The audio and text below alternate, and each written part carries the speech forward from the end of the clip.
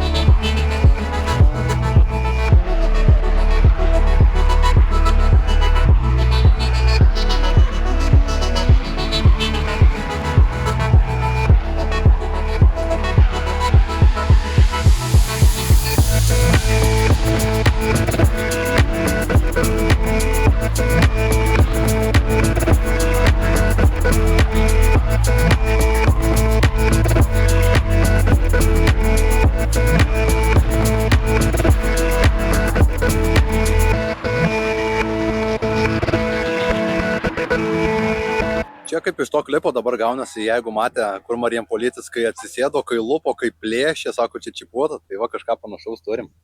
Realiai atsigavo 3 litris, nespėjom ratų kitoliot. Keli važiavimai ir nėra. Tai dabar dar užsimetėm, bet jau paniką įma, kad jau čia tų baigsis važiavimai viso, dar net pietus neatėjo. Reikia mąstyti, iš kur išpiešti ratų. Šiaip net pamačiau, gal kartais pigiau gaunasi į tuos pačius Madžiūnus nuvažiuoti, į vieną komplektą nusipirkai. Šitas jie turi geresnių padangų, kokių parduodi kitiems žmonėms, žinai, gerą kainą.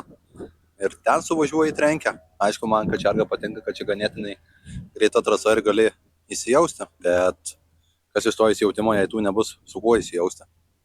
Tai pametėm išmetimą. Taip jau būna. Kartais dabar su kolega nuvarėm pas vieną irgi sportininką. Tai davė drato. Pabandysim pažiūrėti, kiek iš čia laiko. Matysim. Užsimetėm žieminės. Tai man rodo, eisim ieškoti navarkių, kas čia turi parduoti gerą kainą krikščionišką. Arba reikia mažiau gazą spaudyti ir palisėti po kažkiek laiko, nes taip tai čia tuoj neliks protektoriaus. Tai va, radom žmogeliuką, fainą bakurėlį, kuris mums sakė, kartu važiuos porinius. Tai va dabar pasikeisdami važiuosim. Čiaisas lydas. Aišku, labai ribotas mūsų laikas. Skambino vienas žmogus, sakė, galbūt atlėks ir padangų atveš, nes jau mums kaip ir pabaiga. Žinau, kad jis čia greit ėda, bet negalvojau, kad taip greit ėda. Čia realiai vos ne fūrą atsivežti ir aš kiek ratlankių iš tikrųjų neturiu. Reiks kažką mąstyti. Žiūrėsim, kas gausis. Dabar žiemos protektorių užsimetėm, tai vėl kitaip tą mašiną kontroliuosis.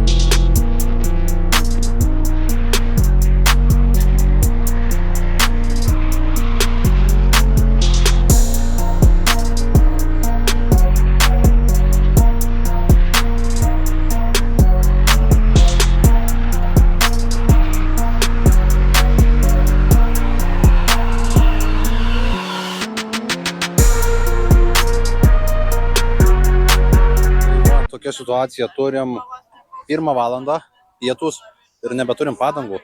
Vienas turim, bet pasiliksim gal pravažiavimui namo. Padarėm dekoraciją. O, kokia graži. Ir dabar keliaujam ieškoti navarkių. Dar bandysim žiūrėti, gal parkeliaus keli pažįstami draugai į čia.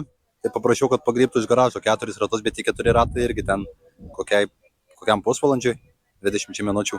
Labai greitėda, labai greit. Aną kartą važiavom mažiau, gal sveikatos buvo automobilyje, tai tiek, kiek dabar atsivežėm, užteko visai dienai. Dabar iki pietų ir tai dar su pertraukėlėm važiavom, nebeturim nieko. Na, bet smagu, pinigai į orą.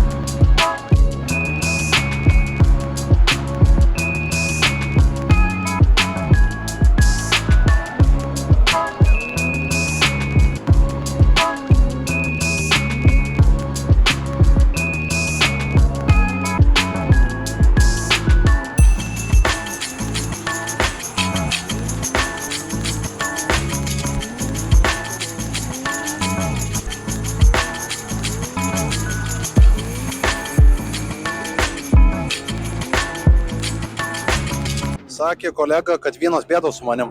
Aš tai nesutinku su tuo. Realiai, manęs kaip ir meilės nebus per daug. O iš tikrųjų, tai baigim šiandieną. Padangas visus suėdėm. Keli faini vyrukai dar komplektuką nebrangiai pardavė. Tai dar suvažiavom 4 ranus. Bet kol kas pabaiga. Aišku, mano ir draugo panos nesidžiaugia, kad mes susibūnam šitos renginiuose. Tai dabar trykšta laimė, kad važiuosim namo. Aišku, man truputėlį liūdna, norėjausi dar prasigazuot, bet rasim dar momentą. O svarbu dabar, kad jau 3 litris vynioja, įsisprendėm, galim važiuoti. Įdomu, kas pirmiausia nusprogs. Šiaip, jeigu turit savo nuomonę, tai sakykit komentaruose. Įdomu ir man paspėlioti kartais, kas paleis.